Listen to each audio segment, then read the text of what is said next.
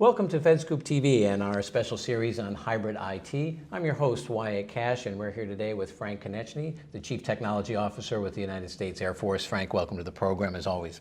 Hi, Wyatt.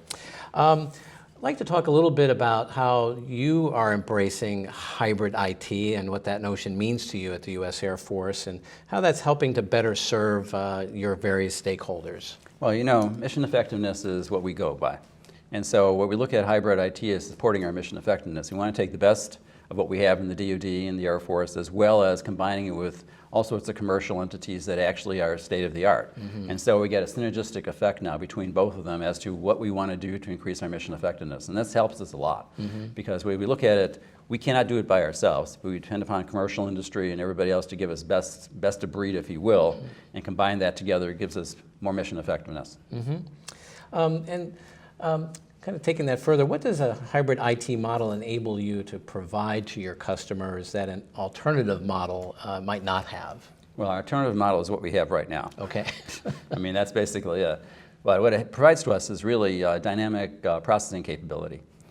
Obviously, you know, we have lots of hardware based upon, you know, the applications that we've done, but they're all dedicated. And so this gives us a dynamic way of actually getting new processing capability into the system. Also, it lets us have state-of-the-art software that we don't normally buy or have. We can just rent it, if you will, but that gives us some capabilities. And most importantly, it actually frees the airmen from doing things. Because remember, we don't have a whole lot of airmen actually right now because of the drawdowns and things. Yes. And so the issue becomes we want them on mission more than anything else. We do not want them doing commodity work. And so we want to be able to make sure that they all do mission work, and therefore that's part of the hybrid IT philosophy. How does hybrid IT fit into the overall IT strategy for your agency, and how do you see it helping to transform IT? Well, the IT strategy basically has been, you know, for JIE and for FDCCI is to compress everything together into different data centers. Okay. Okay.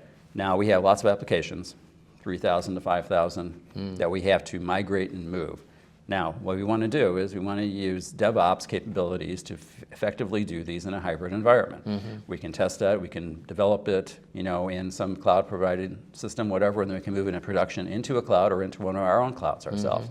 So we're looking at it from that viewpoint of that this is our philosophy going forward, is how we want to actually compress everything into what we got, core data centers or our own data centers at our particular bases. And finally, how do you see the hybrid IT model evolving in the future for your agency? And do you envision a future where government evolves itself out of a hybrid IT model towards something else? I think we want to go hybrid probably a long time. For our bases, for instance, we have to have our own processing capabilities because if they get disconnected, they have to do their own thing. So we have to have some organic capability already established. Now, hybrid-wise, we want to go towards software as a service capabilities a lot more than we've done before. As long as they're not mission essential to the particular base, you can put them out any place you like. I think that we want to use capabilities also, but you know, in DoD even, we're bringing commercial vendors into the DoD to actually run their commercial clouds within the DoD environment.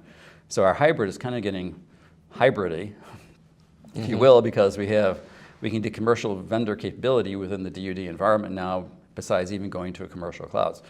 So it's our philosophy is, you know, we want to move forward out of owning our own hardware by ourselves. We want to go for a DevOps model that gives us more efficiency, more effectiveness, because as we want to be able to field applications as required, to do data analytics as required, and be able to do it fast enough so we actually increase our mission effectiveness. Because obviously, things come up that we have to respond to right away, and it's very difficult with the processing capabilities we have right now unless we can dynamically tap into something that gives us all these capabilities. Yes. And finally, what advice might you have for other IT leaders in government about this process, this journey that you're making, and how to make it as smooth as possible? Well, making it smooth is hard. I mean, because you have fits and goes and stops, but you have to look at the endpoint. Our endpoint has always been mission effectiveness. So what do I have to do to improve my mission effectiveness? And that's what you got to look for. What do you want to do with your organization? Where do you want to be? And look at what's incremental steps, or even more transformational steps in our case, do you have to actually do to get there? Because some of this are going to be transformational. Like DevOps model, going to containers, you know, with microservices is going to be really disruptive for lots of people. especially since they've been doing waterfall forever. And so we say, guess what? This is what you have to go to next to increase your mission effectiveness, because nowadays I can actually put something out there and I can get it certified within a week, Yes. as opposed to 6 months to a year. So mission effectiveness is the goal for us, and any way we can do that. And that's what I would suggest, is you look for the goal that you want to achieve, look at what technology is out there, which you can grab from the commercial side as well as from your own side, combine them together and figuring out what's the best steps you need to take to do that. Well, I know it's a big job. Frank, thanks for stopping by to share some of your insights about that, and wish you good luck with it as you move forward. Thank you. Terrific. On behalf of FedScoop TV, I'm Wyatt Cash. Thanks for watching.